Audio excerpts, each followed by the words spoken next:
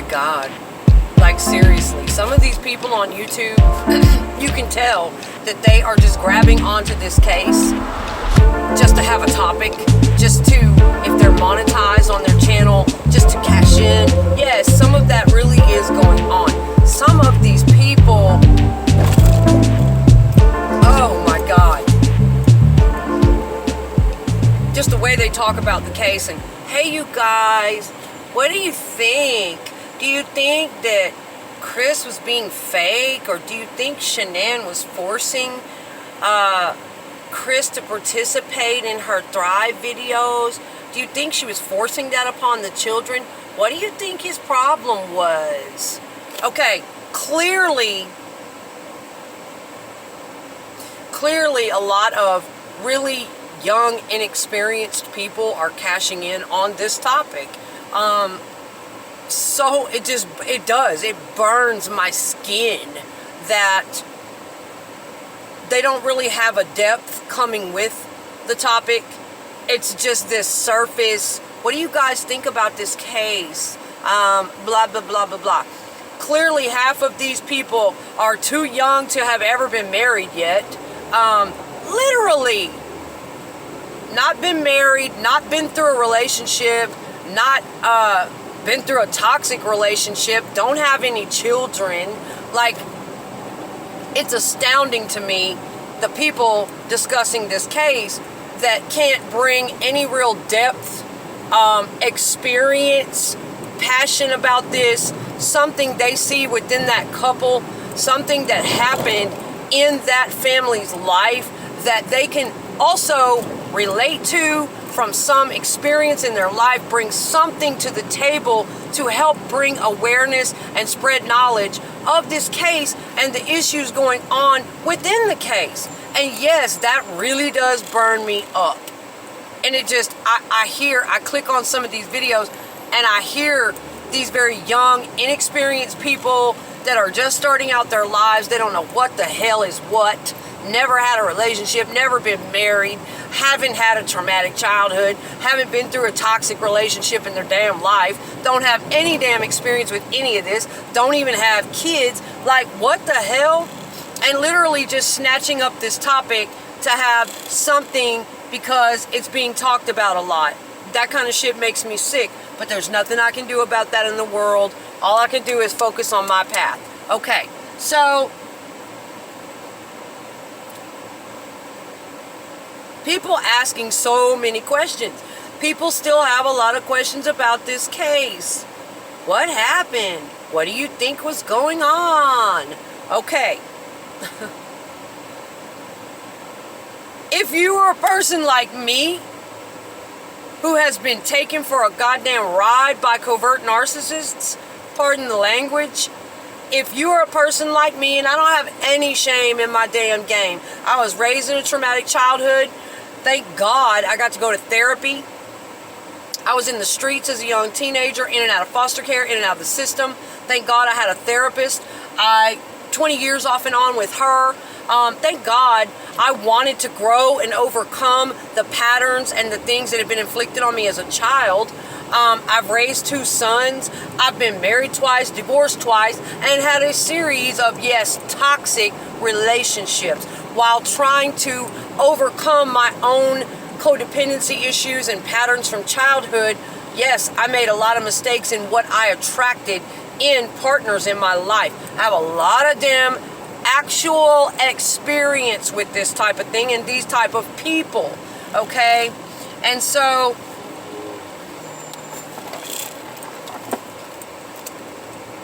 a lot of people are discussing this case, and that's good, great, and fine. The more awareness that we can bring to people about toxic relationships, the early warning signs, what went wrong there? How could this have been prevented? This beautiful family was annihilated. I know there are some honest, true, pure of intention people out there that feel this very deeply. And no, it doesn't necessarily have to be someone who's had a toxic relationship. There are all kinds of people concerned about this case. Older people, younger people. But I do believe that they need to come at it at least from some kind of angle with depth, something that they are going to contribute to spreading awareness about this case. Not just snatching onto this case and, well, what's everybody think about this? Just some shit to make money off of. I do think that's very disrespectful. Either bring something substantial, bring some experience, analyze the case with some fucking integrity, something that you're contributing to the education and awareness of others from your personal frame of reference or experience, or leave the shit alone. Go find something that you do know about, that you can feel on a deeper level. Oh, and every time I hear all these different videos, and yes, of course, I know how to weed through different knowledge and absolutely find the most credible sources, and I know what's just bullshit. And oh my God, as I'm listening to a lot of these creators, it just drives me insane. I'm like, oh God, that's easily answered. But the experience I have, the frame of reference I have after just living through a covert narcissistic relationship for 5 years, and then, no shame about it, 2 relationships before that, also narcissistic people. Having a background myself in my early years out of a traumatic childhood, developing narcissistic tendencies, having to go to therapy, developing a spiritual side and a psychological knowledge where I wanted to grow. I wanted to increase my emotional intelligence and not be like the narcissistic people, not be that wounded, fragile person who has to overcompensate and be so selfish with everybody. Okay. And for a person like me, we just sit back and go, oh my God. We people who have walked through toxic relationships year after year, or we have had several different damn relationships in our life, we know, we can tell by looking at the damn situation exactly what the hell's going on. Pair that with our research, mine, I don't know about everybody else, my research, my passion and study of psychology for over 20 years, therapist of my own off and on for over 20 years, all of that, my devotion and loyalty and investment in myself, my growth, pair that up with the experiences I've had, of course I'm going to have an instant recognition of those signs in another couple. I'm going to have a little bit deeper insight than just some kid sitting on Facebook going, what do you guys think about this murder case? Like, why would he do that? Like, what was going on in that dude's brain? People that don't understand psychology, they don't understand the deeper complexities of narcissism. They think it's somebody who takes selfies. People that have not walked in those shoes. Yes, it drives me crazy. What do you guys think? Oh, so, and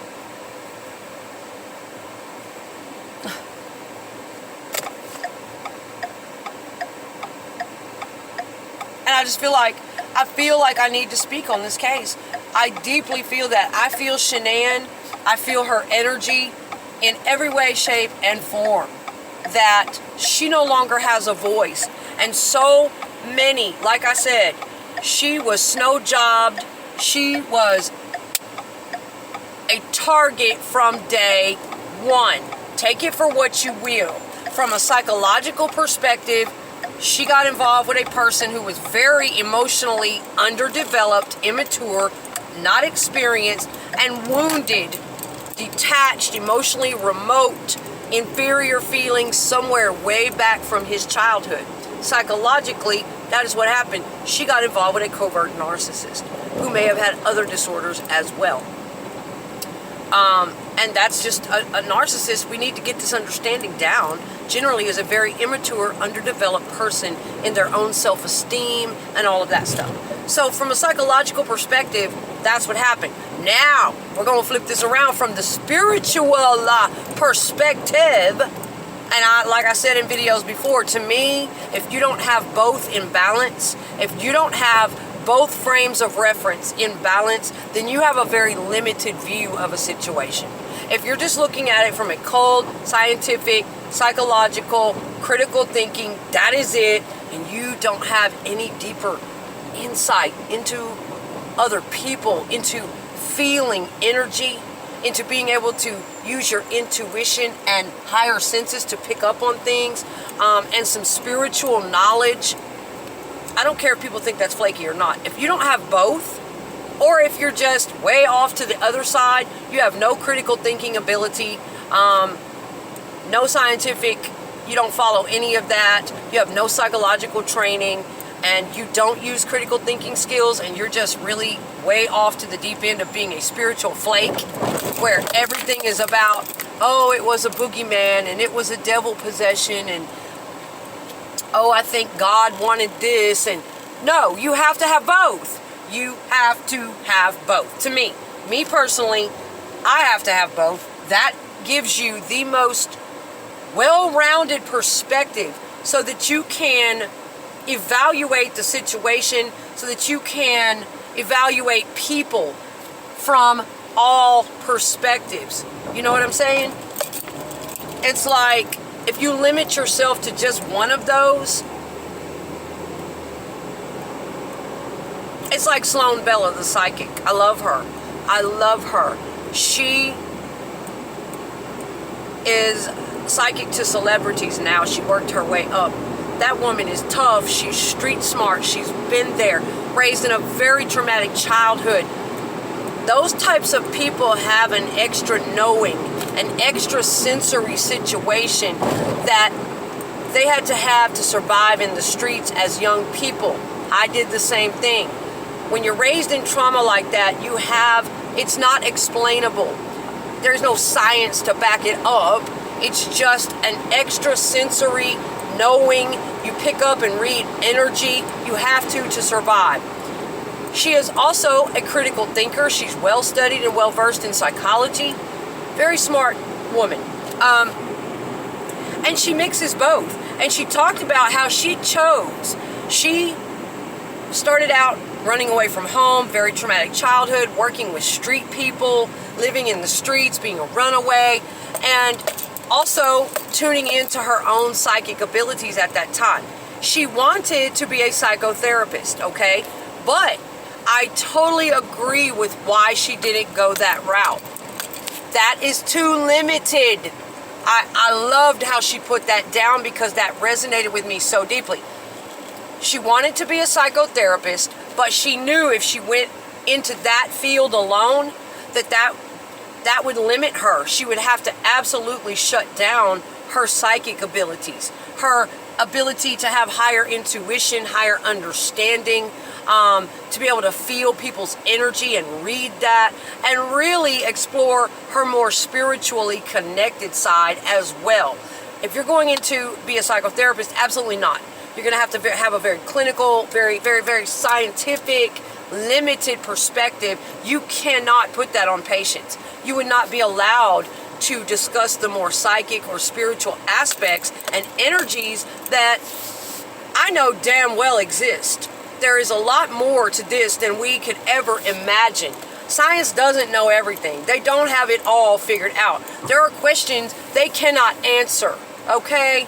There is something higher than us. I don't know exactly what it is because I've never met it, okay? And anybody that says they have, well, I don't trust their ass or what they say either. Now, everybody's had their own experiences, but you get what I'm saying. To me, I agree with Sloan Bella, the psychic. I would prefer, that is exactly why she didn't go into one limited field. Because if she went into the psychotherapeutic field, she would have to dumb down her other senses, her abilities that she had developed in childhood. And if you don't think psychic ability exists, and you don't think that many of us have extrasensory gifts, then you are missing out. You are absolutely mistaken, and you're out of the loop, because it's true. In fact, a lot of detectives and police use people like that.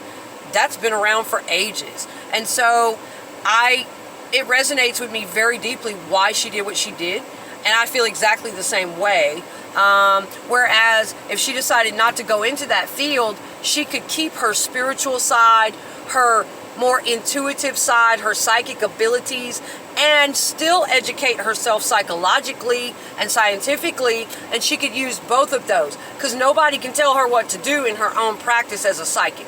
Absolutely not. So she can mix both and have that well balanced while she helps people move through their trauma. That is one of her purposes here on earth, as she was a traumatized child. She helps adults move through old child abuse, sexual trauma, old wounds and traumas that they have carried all of their life since childhood. She helps people to energetically move that off of them and move through that and be able to heal, be able to see things really for what they are, much like a psychotherapist would do. But Sloan does it in a very psychic and spiritual way. She gets to cover all the different aspects of it, much more of a well-rounded balance. She has so much more perspective than a psychotherapist would be allowed to give you. Sloan can go there. I resonate with that very deeply, and that's part of what I do. I've worked on myself for years, my own healing, my own teaching, my own knowledge. I've had great mentors, great therapists, professionals. I've done so much work, and that's one of my purposes here, is not only to heal myself from what I incarnated into in my family, the abuse, but to also help other people recognize their trauma and encourage them to move through it, encourage them to move that energetically up off of them.